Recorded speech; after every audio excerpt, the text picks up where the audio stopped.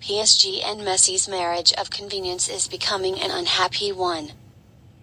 Heading into the match against Rennes, there was plenty of talk of Messi being unhappy at the club, with reports emerging of him leaving training early after refusing to take part in an exercise and meeting with Barcelona president Joan Laporta to sound out the possibility of a return to Camp Nou.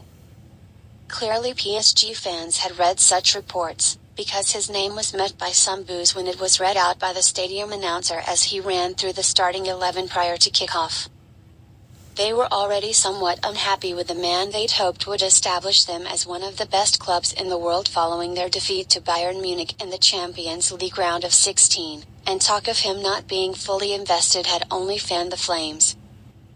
Whether the 35-year-old took notice of the boos or not was unclear, but he played like a man who did as his side fell to a deserved 2-0 defeat.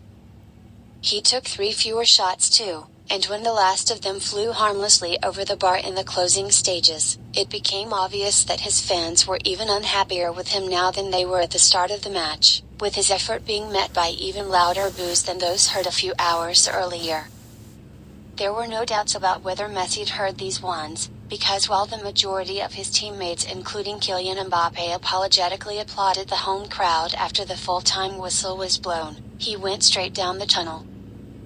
Messi has never connected with the supporters as much as he had with Barcelona's, but things had never been this bad before, even following the backlash in response to the team throwing away a first-leg lead against Real Madrid last year.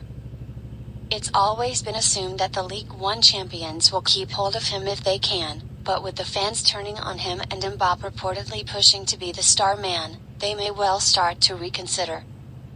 Ultimately though, it might not matter what the club wants to do, because it's looking less and less likely that he'll want to stay put beyond the current campaign.